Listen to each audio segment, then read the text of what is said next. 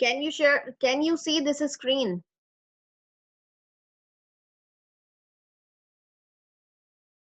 तो in the last lecture हम लोगों ने किया था हार्ट फिजियोलॉजी, एक्सटर्नल अपीयरेंस कैसी होती है, external structure of the heart, internal structure of the heart, heart में चैम्बर्स जो होते हैं उनकी पूरी ऑर्गेनाइजेशन कैसे है, हार्ट को किस तरह से प्लेस किया गया है ह्यूमन बॉडी के अंदर।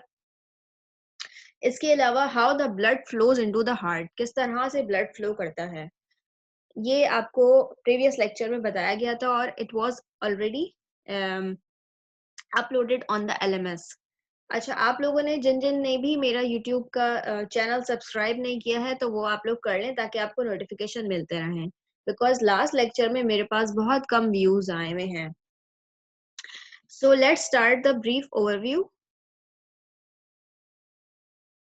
कम हो जाएगा वेंट्रिकल में, जिसकी वजह से back flow of the blood chances हैं।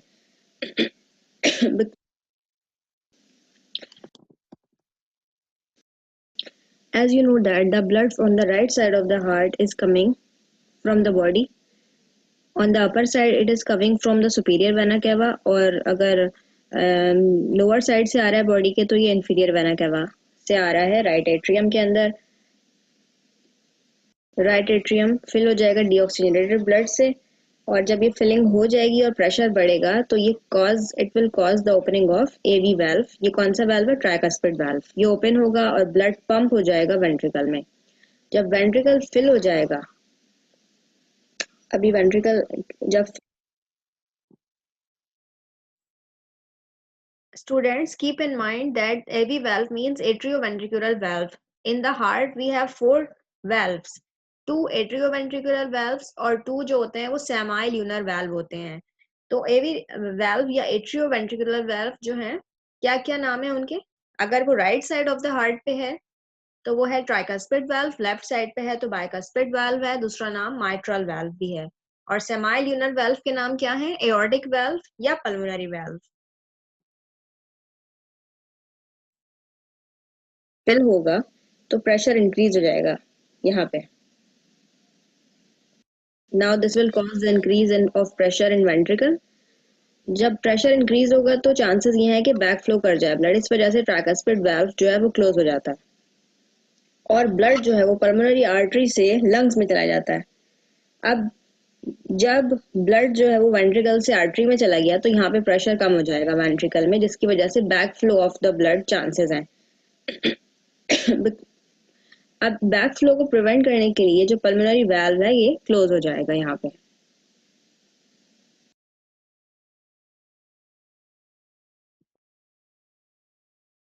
Left side of the heart, left lung में जो लेफ्ट एट्रियम में लंग से ब्लड आ रहा है पल्मोनरी वेन के थ्रू, और it will pump into the ventricle by the help of bicuspid valve या माइट्रल वाल्व। वही यहाँ पे भी प्रेशर इंक्रीज होगा एट्रियम का, तो फिर ये वाल्व ओपन हो जाएंगे, वेंट्रिकल में पंप। यहाँ पे जब प्रेशर इंक्रीज हो रहा है तो साथ में कॉन्ट्रैक्शन भी हो रही है एट्रिया की, दोनों एट्रियाज एक साथ कॉन्ट्रैक्ट करेंगे। इसको हम कहते हैं सिस्टली, SYSTOLE, एट्रियल सिस्टोल या सिस्टली कहते हैं। मतलब इसमें एट्रिया कॉन्ट्रैक्ट कर रहे हैं तो ब्लड जो है it is pumping forward into the ventricle. और अगर हम वेंट्रिकुलर सिस्टोली की बात करते हैं, वेंट्रिकुलर सिस्टली, तो वेंट्रिकल कॉन्ट्रैक्ट करते हैं। सिमिलरली एक वर्ड है डायस्टोल या डायस्टली। तो इसमें क्या होगा, जब वेंट्रिकल में ब्लड जो है आ जाता है, दोनों वेल्व क्लोज हो जाते हैं तो एट्रिया रिलैक्स मोड में होता है यहाँ पे, तो ये होगा डायस्टली, एट्रियल डायस्टली। या फिलिंग, जब फिल हो रहा होता है हार्ट जो है उसे डायस्टली कहते हैं। आपको आगे जाके और क्लियर हो जाएगी ये बात। होगा ब्लड वेंट्रिकल में, जब प्रेशर इंक्रीज होगा तो ब्लड जो है यहाँ पे ये वाल्व क्लोज हो जाएगा सबसे पहले। उसके बाद ब्लड पंप होगा एओर्टा में by the help of aortic valve या सेमी ल्यूनर वाल्व। वेंट्रिकल में जब प्रेशर कम होगा तो ये वाल्व जो है ये बंद हो जाएगा। अब लेफ्ट वेंट्रिकल कॉन्ट्रैक्ट करेगा। कौन से वाल्व बंद हो जाएगा? ये बात हो रही है यहाँ पे अम, बात यहाँ पे हो रही है एक तो ये जो वाल्व है बाइकस्पिड वाल्व की, ठीक है। अच्छा, होता ये है कि जब यहाँ से वेंट्रिकल्स में से या दोनों आर्टरीज में ब्लड जा रहा है, या तो एओर्टा में जा रहा है या फिर जा रहा है पल्मोनरी आर्टरी में, दोनों आर्टरीज हैं ये। तो जब आगे प्रेशर बढ़ता रहता है तो ब्लड जिस तरह से कॉन्ट्रैक्शन होती रहती है वेंट्रिकल की, तो ब्लड जो है वो आगे मूव करता रहता है और प्रेशर बनता रहता है, आगे मूव करता है। लेकिन एज सून एज वेंट्रिकल में अगर जब भी प्रेशर कम होगा तो ब्लड जो है वो वापस आएगा। और अगर ब्लड वापस आ गया दोनों आर्टरीज में से वेंट्रिकल में, तो कोई रीजन नहीं है, मतलब कोई फायदा ही नहीं है कि वेंट्रिकल कॉन्ट्रैक्ट करे, वो एक पैथोलॉजी होगी, नॉर्मली ऐसा नहीं होता है। इसी वजह से हमारे कुदरती तौर पे हमारी बॉडी में यहाँ पे वेल्व लगाए गए हैं जिससे कहते हैं सेमाई ल्यूनर वेल्व, उसका नाम है एओर्टिक वेल्व या पल्मोनरी वेल्व। तो ये इस वेल्व की बात कर रही हूँ मैं। जब प्रेशर वेंट्रिकल में कम हो जाएगा तो ये वेंट्रिकल, ये जो वेल्व्स हैं यहाँ पे, ये ऑटोमेटिकली शट डाउन, मतलब क्लोजर हो जाएगा, इनका शट ऑफ हो जाएंगे। और इसको कहते हैं सेकेंड हार्ट साउंड। जब एवी वाल्व बंद होंगे हार्ट में तो आपको आवाज आती है लब। और दूसरा, जब यहाँ पे ये वाल्व बंद हो रहे हैं आर्टरीज के, जो सेमाई ल्यूनर वाल्व है, तो आवाज आती है डब।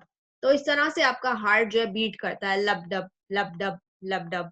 ठीक है, आप स्टेथोस्कोप से जैसे सुनते हैं, तो इसी वजह से आपको आवाज आती है लब डब। और जो फर्स्ट हार्ट साउंड है वो एवी वाल्व के क्लोजर पे है, याद रखें। और सेकंड हार्ट साउंड जो है वो है सेमाई ल्यूनर के वाल्व के क्लोजर पे है, और उसका नाम है S2। S3 S4 जो है ये नॉर्मली नहीं आती है, वो पैथोलॉजिकल स्टेट है। और एबनॉर्मल हार्ट साउंड को कहते हैं कार्डियक मरमर। MUR अपने पास लिख लें, कॉपी पे लिख लें। So it will take the blood in the aorta by the help of aortic valve. Aortic valve open हो गया है यहाँ पे। अब aortic valve close हो गया है क्योंकि प्रेशर कम हो गया था वेंट्रिकल में, प्रेशर ग्रेडियंट। ब्लड जो है it will be supplied to the body in different parts. Simultaneously right side of the heart पे यही काम हो रहा होता है, या तो ब्लड आ रहा होता है बॉडी से आ रहा होता है, सुपीरियर और इंफीरियर वाला क्या है कि थ्रू राइट साइड पे डीऑक्सीनेटेड ब्लड आ रहा होता है या ऑक्सीनेटेड ब्लड आ रहा होता है लंग्स से। तो ये साइमल्टेनियसली दोनों वेंट्रिकल्स कॉन्ट्रैक्ट करते हैं या साइमल्टेनियसली दोनों एट्रियम कॉन्ट्रैक्ट करते हैं। याद रखिएगा, पहले एट्रियम कॉन्ट्रैक्ट करेंगे तो फिर वेंट्रिकल कॉन्ट्रैक्ट करेंगे, या वेंट्रिकल कॉन्ट्रैक्ट करेंगे तो फिर ऑल्टरनेटिवली एट्रियाज कॉन्ट्रैक्ट करते हैं। चारों चैम्बर्स एक साथ कॉन्ट्रैक्ट नहीं करते।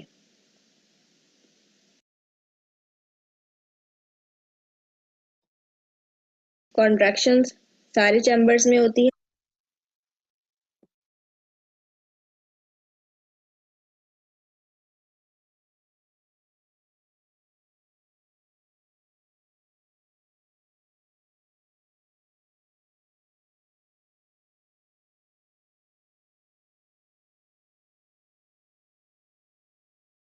स्टूडेंट्स, आप लोगों ने आवाज, कैन यू हेयर मी? जी। Now all of you have understood about how the blood flows into the heart.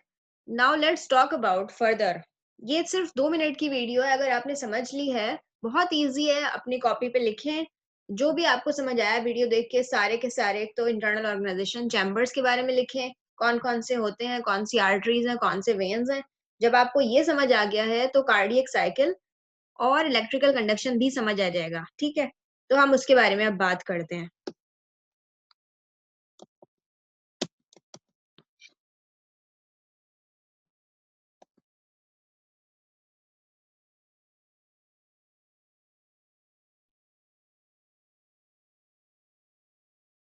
अच्छा, ये आप अब हम मैं आपको थोड़ा सा ब्रीफ ओवरव्यू दे रही हूँ यहाँ पे कार्डियक साइकिल के बारे में।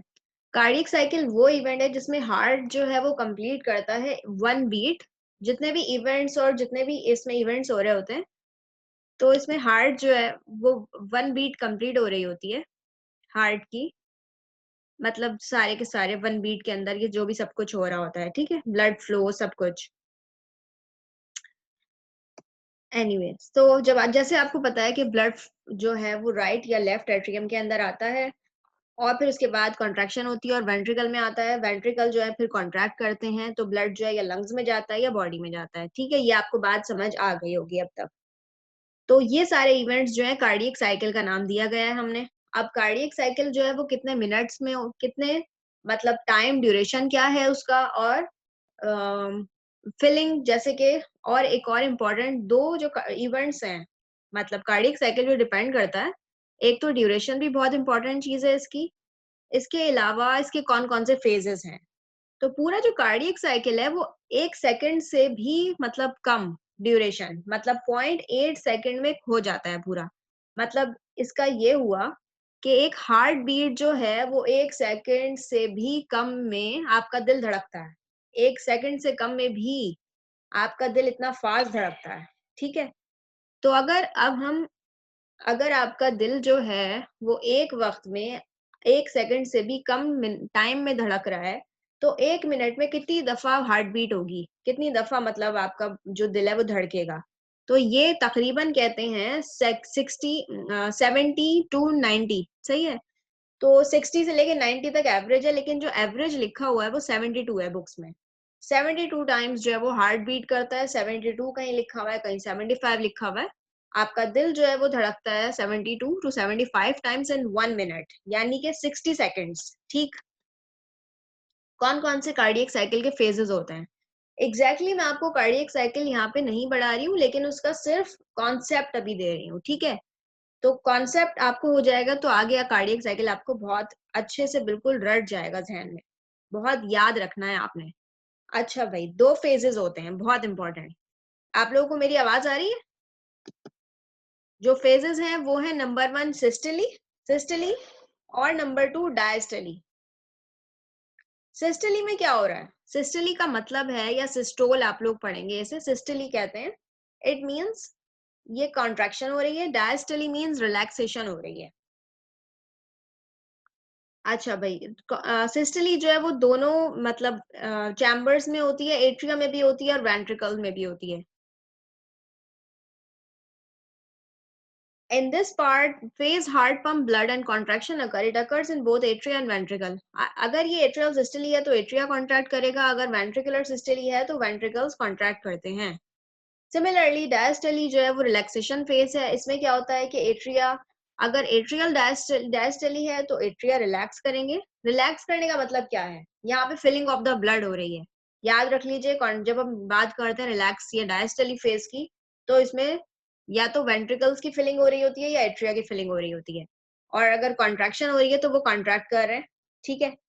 तो एट्रियल डायस्टली में जो है वो एट्रियास जो है वो फिलिंग हो रही है उनकी, फिर उसके बाद कॉन्ट्रैक्शन होगी। वेंट्रिकुलर डायस्टली में भी वेंट्रिकल्स जो हैं फिलिंग हो रही है ब्लड से, ठीक है? तो वेंट्रिकुलर रिलैक्सेशन भी कहते हैं। अच्छा भाई सिस्टली में यहाँ डीपोलराइजेशन भी होती है, अगर आपको इस बारे में कॉन्सेप्ट है तो। तो फिलहाल ये याद रख लें सिस्टली क्या होता है, डायस्टली क्या होता है। कॉन्ट्रैक्शन सिस्टली, डायस्टली रिलैक्सेशन, ये याद रखना है आपने। अच्छा इससे पहले कि हम फर्दर कार्डियक साइकिल को डिस्कस करें, जो कि आपको अगर शायद नहीं समझ आएगा, मैंने टॉर्टोरा से मैं आपको पढ़ा रही हूँ। तो पहले इससे पहले हम पढ़ते हैं ताकि आपका कॉन्सेप्ट बिल्कुल क्लियर हो जाए। Electrical conductivity of the heart, ठीक है? तो इलेक्ट्रिकल कंडक्शन की बात करते हैं हार्ट की। अच्छा, यहाँ तक क्लियर है ये बात आप सबको?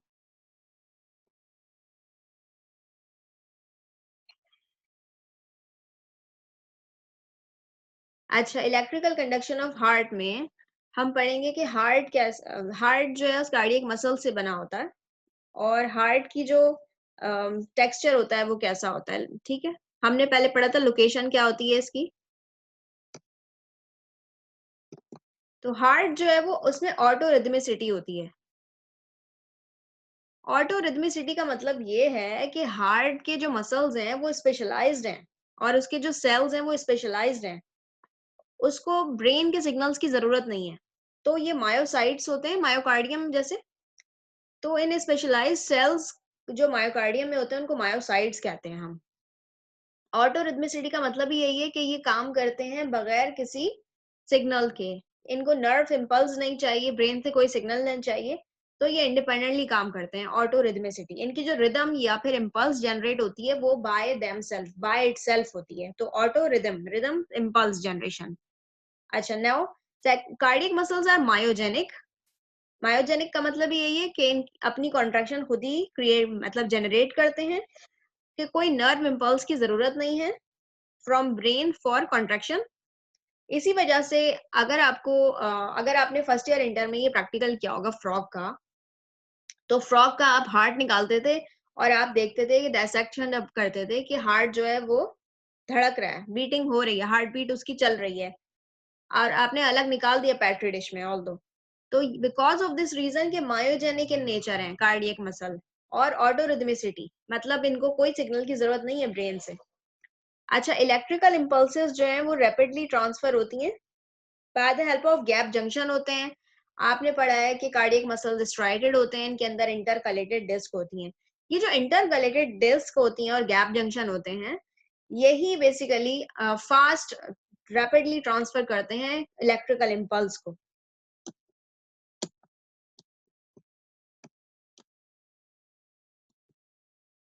अच्छा भाई, electrical conduction system of the heart के में जो है components of the conductive system पढ़ लेते हैं।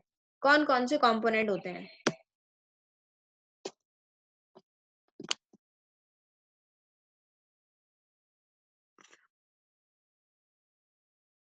अच्छा, न्यू शेयर।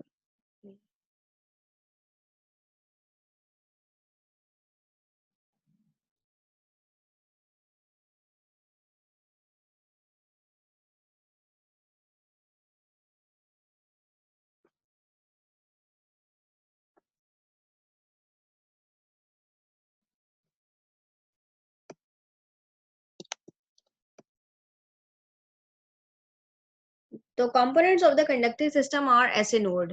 अच्छा, ऐसे नोड यहाँ पे है। होता क्या है, this is located on the left side, basically right side, जहाँ पे सुपीरियर वेना केवा होती है, इसके एडजेसेंट आ रही होती है जिस तरफ से। तो ये superior part of the wall right atrium पे होता है ये, जस्ट बिलो, मतलब सुपीरियर वेना केवा के जस्ट बिलो यहाँ पे होता है ये। अच्छा, ये नोड किसको कहा गया है? नोड इसलिए कहा गया है, एक बैटरी की तरह लगा होता है। इसका नाम क्या है, कोई बताएगा? इसका नाम है pacemaker, electrical pacemaker of the heart. तो इसे एक तरह से हम पेसमेकर कहते हैं, हार्ट का पेसमेकर है ये। अच्छा, अब इसके बाद है एवी नोड। एवी नोड क्या है? Atrio ventricular node. ये भी एक बैटरी की तरह है, नोड नाम दिया गया है। और ये कहाँ होता है? अच्छा, अगर आपको पिछला लेक्चर मेरा याद हो तो मैंने आपको हार्ट को किस तरह से सेप्टम में, मतलब चैम्बर्स को किस तरह से डिवाइड करते हैं हम सेप्टम से, वो बताया था। तो 3 सेप्टम होते हैं। एक होता है सेप्टम जो कि यहाँ से मतलब एट्रिया और वेंट्रिकल को सेपरेट करता है, उसे एट्रियो वेंट्रिकुलर सेप्टम कहते हैं। एक होता है inter arterial septum, atrial septum sorry, और एक है इंटर वेंट्रिकुलर सेप्टम जो कि वेंट्रिकल को सेपरेट करता है। अब एवी नोड कहाँ होता है? तो ये एट्रियल जो सेप्टम है, मतलब यहाँ पे एक सेप्टम होता है, उसके बिल्कुल मतलब adjacent to that atrial, inter atrial septum वहां लगा हुआ होता है, ये जैसे ये नजर आ रहा है एवी नोड। अच्छा, वजह में आप क्या है इसकी, यहाँ क्यों है वो आपको बाद में बताऊंगी, सिर्फ अभी नाम याद रख लें और लोकेशन याद रख लें। तीसरा है bundle of His. Bundle of हिस जो है यहीं पे, ये बंडल ऑफ हिस है, यहाँ पे बंडल ऑफ हिस है। इसकी यहाँ पे लेबलिंग नहीं हुई हुई है, लेकिन याद रख लें, आगे जाके आपको मिल जाएगी इसकी डायग्राम। दूसरा नाम इसका है एवी बंडल, सही है। तो अगर एवी बंडल लिखा है कहीं, बंडल ऑफ हिस नहीं लिखा, तो परेशान नहीं हो जाएगा, दोनों एक ही चीज है। एवी नोड के बाद जो इलेक्ट्रिकल इम्पल्स आती है, पहले इम्पल्स यहाँ आएगी ऐसे नोड में, फिर एवी नोड में आएगी, फिर इलेक्ट्रिकल करंट जो है बंडल ऑफ हिस में आएगा। बंडल ऑफ हिस के बाद जो है, बंडल ऑफ हिस के बाद देखिए ये वेंट्रिकल है, यहाँ पे लेफ्ट बंडल ब्रांच और राइट बंडल ब्रांच, मतलब लेफ्ट वेंट्रिकल और राइट वेंट्रिकल में जो है डिवाइड हो जाता है current, flow of the current. और फिर ये जो फाइबर्स नजर आ रहे हैं आपको, और ये अप साइड मतलब एपेक्स, हार्ट का जो एपेक्स है उस तरफ जा रहा है, ये है परकिंजी फाइबर। तो मकसद क्या है कि जो इलेक्ट्रिकल फ्लो है, करंट मतलब इलेक्ट्रिकल करंट है, वो एट्रिया के बाद जब वेंट्रिकल में आता है एवी नोड के बाद, तो वो पूरे एपेक्स पूरे वेंट्रिकल में डिवाइड हो जाता है। मेरी आवाज आ रही है आप लोगों को? तो परकिंजी फाइबर्स जो हैं, from each branch of the bundle of his many Purkinje fiber arise and spread all over the myocardium। बस ये याद रख लें आप ये नाम, तो फिलहाल आपने नाम याद रखने हैं, ठीक है। नेक्स्ट, सिर्फ आपको यहाँ पे समझाने के लिए इलेक्ट्रिकल कंडक्शन कैसे हो रही है हार्ट की, जो आपने याद रखना है, ऐसे नोड देख लीजिए। राइट एट्रियम पे एवी नोड, ये एवी नोड है, इंटर आर्टेरियल जंक्शन पे near to the septum, atrioventricular septum. उसके बाद ये बंडल ऑफ हिस है, और ये लेफ्ट बंडल ब्रांच और राइट बंडल ब्रांच में डिवाइड हो रहा है इलेक्ट्रिकल करंट। ये उसके बाद यहाँ पे परकिंजी फाइबर है, ये फाइबर्स हैं, ये पूरा एपेक्स ऑफ हार्ट में डिवाइड हो रहा है। अच्छा भाई, लेट्स टॉक अबाउट, अब हमने जो है वो ब्रेक करते हैं इन कंपोनेंट्स को। पहले ऐसे नोड के बारे में पढ़ते हैं। तो ऐसे नोड का दूसरा नाम क्या है? पेसमेकर, ठीक है, ऑफ हार्ट, साइनोएट्रियल नोड कहते हैं इसको, ठीक है। तो कार्डियक एक्शन पोटेंशियल जो है वो प्रोपेगेट या स्प्रेड करता है कंडक्शन सिस्टम में इस सीक्वेंस में। सबसे पहला है साइनोएट्रियल नोड, ये जो आप देख रहे हैं येलो कलर का, दिस इज साइनोएट्रियल नोड। ये क्या है? सुपीरियर वेना कैवा के पास लगा हुआ है, आपको पता है। अच्छा, this is a specialised group of cells known as pacemaker of heart. तो पेसमेकर एक तरह से बैटरी लगी हुई है, आप ये नोड का नाम याद रख लीजिएगा, ये बैटरी है हम हार्ट की। इसी की वजह से ही हार्ट पंप कर रहा है। ड्यूरिंग एट्रियल सिस्टली, सिस्टली क्या होता है मैंने आपको बताया था, सिस्टली का मतलब है कॉन्ट्रैक्शन। तो एट्रिया जब कॉन्ट्रैक्ट करते हैं, ये जो ऐसे नोड है, ये ट्रिगर करेगा एक्शन पोटेंशियल और डिपोलराइजेशन करा देगा। अच्छा, कोई बच्चा मुझे बताएगा डिपोलराइजेशन क्या होता है? आप लोगों ने पिछले सेमेस्टर में पढ़ा हुआ है। यस, शाबाश, बताइए, कौन बताएगा?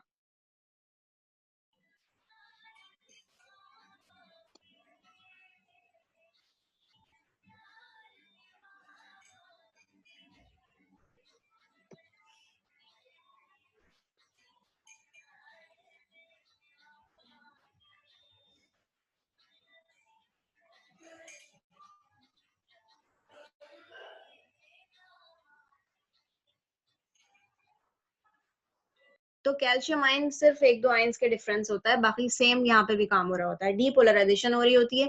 अच्छा, याद रखिएगा, डीपोलराइजेशन में जो है कॉन्ट्रैक्शन हो रही है, और रीपोलराइजेशन में जो है वो रिलैक्सेशन हो रही है, मतलब हार्ट में, ठीक है, डायस्टली फेज है वो।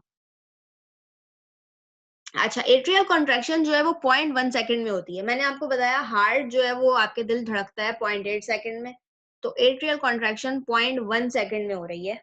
मतलब एट्रिया जो है वो कॉन्ट्रैक्ट कर रहे हैं और फिलिंग हो रही है हार्ट ब्लड की आपके एट्रिया के अंदर, वो 0.1 सेकंड है। अच्छा, जो साइनो एट्रियल नोड है, आपका जो हार्ट बीट कराता है वो 75 से 100 टाइम पर मिनट कराता है। आपका दिल जो डिपोलराइजेशन कराता है, ये मतलब आपके हार्ट में डिपोलराइजेशन होगी, फायरिंग होगी ऐसे नोड की, और इसके अंदर ब्लड आएगा दोनों एट्रिया के अंदर, और फिर ये कॉन्ट्रैक्शन होगी एकदम से, जो है ना, फिर वेंट्रिकल्स के अंदर ब्लड आएगा बाय द हेल्प ऑफ, आपको पता है, वेल्व्स, वो सारी चीजें। तो साइनोएट्रियल नोड जो है, आपका दिल जो है वो तकरीबन 1 मिनट के अंदर 100 टाइम फास्ट धड़कता है, तो ये बहुत ज्यादा पावरफुल है। मैं याद रखिए, मैंने आपको पढ़ाया था कि हार्ट जो है हमारा डबल, इसके अंदर 2 सर्किट होते हैं, और आपने पढ़ा था कि 2 पंप लगे होते हैं, हम पंप वेल्व्स को बोल रहे थे। और हम ये भी बताया था मैंने आपको कि जो हमारा हार्ट है वो 12 फीट तक जो है वो ब्लड को या फिर कोई भी फ्लूइड हो गया उसको उछाल सकता है, पंप करा सकता है, इतना ज्यादा इसके अंदर पावर होती है।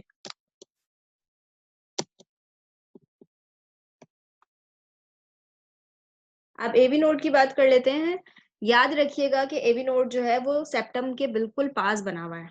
याद रखिए, ये क्या है जहां पे मेरा एरो नजर आ रहा है, ये ऊपर एट्रिया है, नीचे वेंट्रिकल है। तो ये एट्रियो वेंट्रिकुलर सेप्टम आ गया। तो इसीलिए एट्रियो वेंट्रिकुलर सेप्टम के पास एवी नोड लगा हुआ है। इसी तरह से आपको याद भी रहेगा। लेकिन याद रखिए, बिल्कुल याद रखिए कि यहाँ पे ये जो सेप्टम है ना हमारा, यहाँ पे ना इलेक्ट्रिकल इम्पल्स जो है ना बहुत पुअर है इसकी कंडक्शन।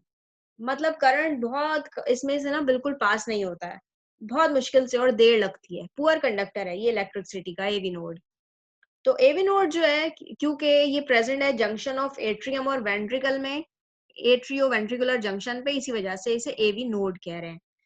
अच्छा भाई, अगर जिन लोगों में पैथोलॉजिकल, एक पैथोलॉजी बता रही हूँ, अगर ऐसे नोड काम नहीं करता, याद रखिए अगर आपसे कोई सवाल करे कि आपकी जो इलेक्ट्रिकल इम्पल्स है वो जनरेट कहाँ से कहाँ होती है हार्ट में, तो आप कहेंगे ऐसे नोड टू एवी नोड, ये नॉर्मल होती है। इसको कहते हैं हम sinus rhythm, SINUS, sinus rhythm. यहाँ पे मैं लिख भी देती हूँ ताकि अपने पास नोट कर लें, ठीक है।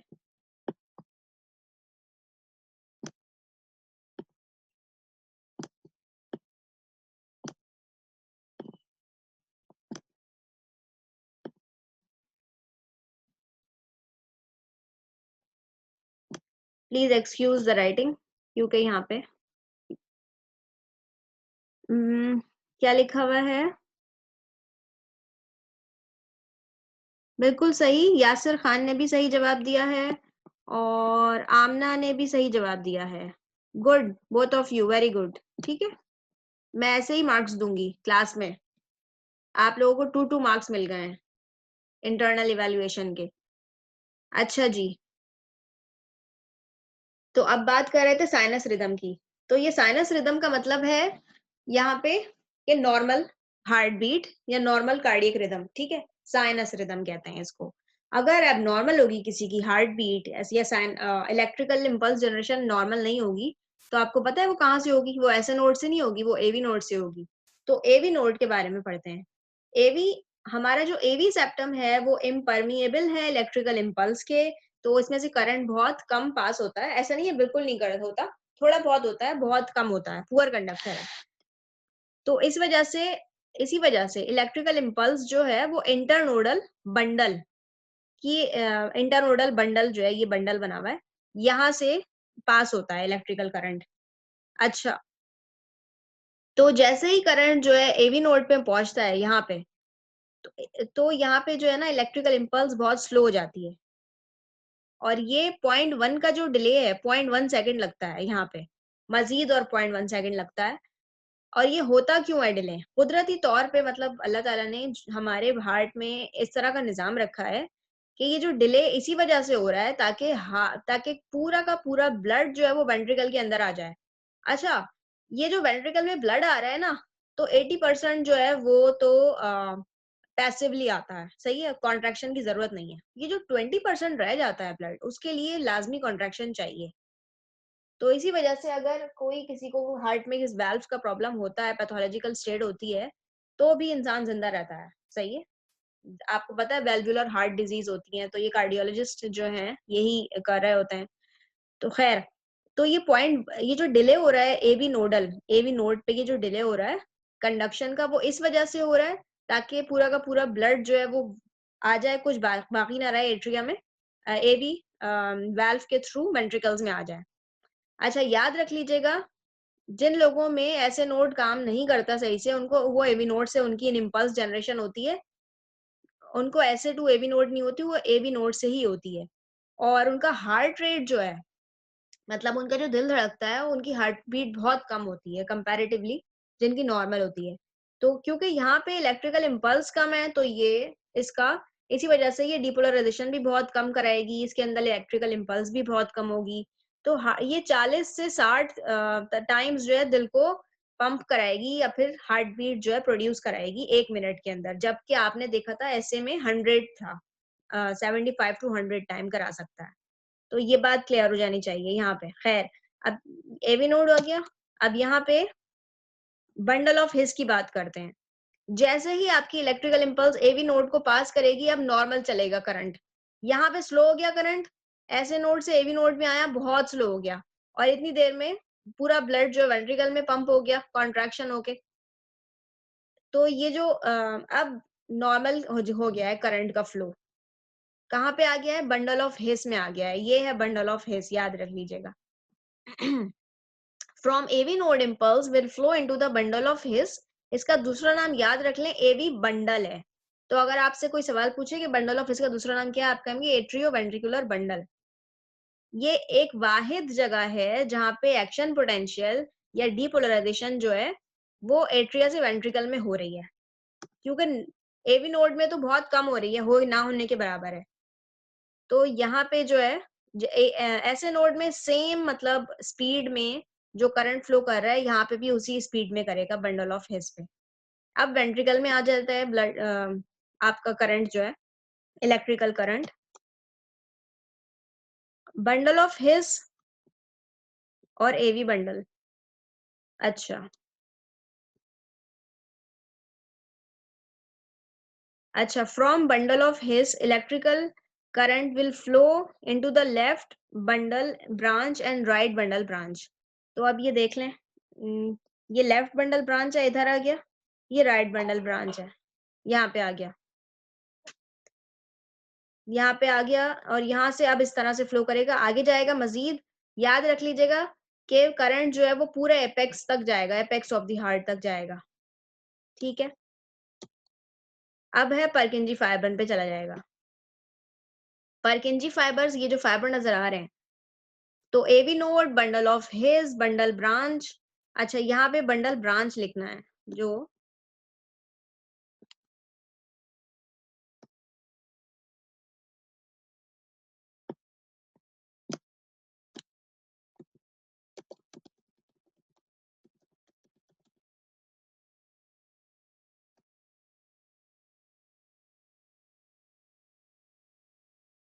तो ये लेफ्ट बंडल ब्रांच जो है, लेफ्ट बंडल ब्रांच और लेफ्ट राइट साइड हार्ट पे दोनों में डिवाइड हो रही है, क्योंकि दोनों वेंट्रिकल हैं तो दोनों साइड पे आपका करंट जो है हार्ट में इलेक्ट्रिकल इंपल्स डिवाइड हो रहा है।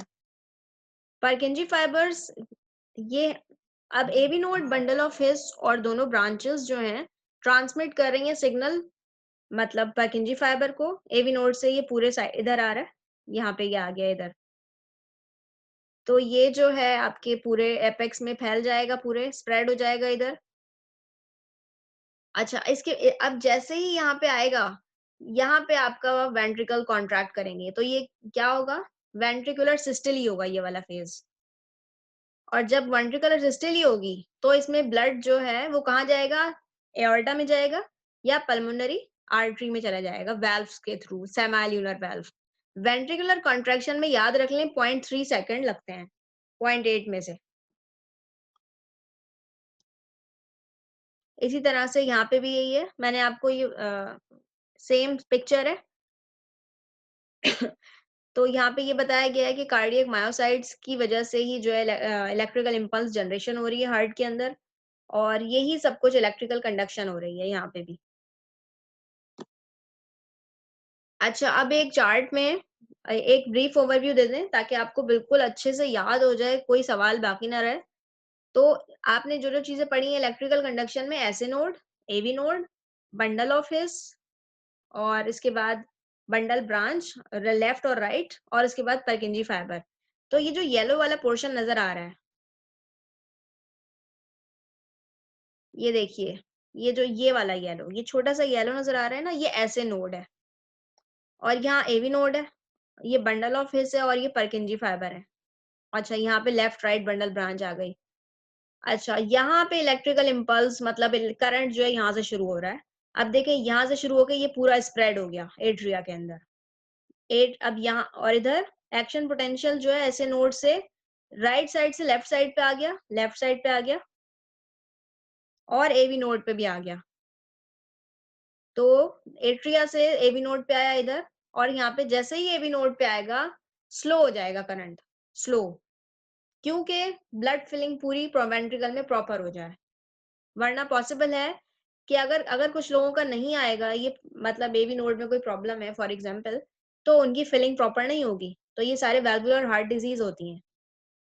अच्छा, एक्शन पोटेंशियल जो है रैपिडली जैसे ही वेंट्रिकल मतलब एवी नोड क्रॉस करेगा तो बंडल ऑफ हिस और बंडल ब्रांच में आगे स्प्रेड हो जाएगा।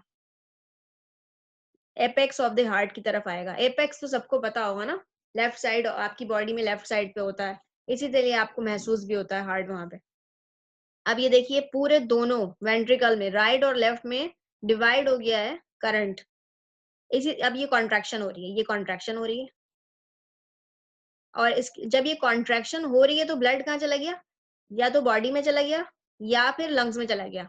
और ये क्या है, ये रेस्टिंग स्टेट है, मतलब जो है हार्ट जो है अपनी रेस्टिंग स्टेट पे वापस आ गया, रिपोलराइजेशन हो गई है यहाँ पे, या फिर आप कहेंगे वेंट्रिकुलर डायस्टोल। ये 0.4 सेकंड्स का होता है, जब तक रहेगा जब तक दोबारा से एट्रियल कॉन्ट्रैक्शन नहीं होगी और एट्रियल सिस्टोली नहीं होगा। तो दोबारा से जब ब्लड आ जाएगा एट्रिया में, और फिर वो इसके अंदर ये है एट्रियल सिस्टोली होगी और फिर वेंट्रिकुलर सिस्टोली होगी। अच्छा, जब वेंट्रिकुलर सिस्टोली होगी तो एट्रियल डायस्टोली होगी। ये दोनों जो है मतलब ऑल्टरनेट काम करते हैं। एक यहाँ पे पंपिंग हो रही होगी, कॉन्ट्रैक्शन हो रही होगी, तो यहाँ पे रिलैक्सेशन हो रही होगी वेंट्रिकल में।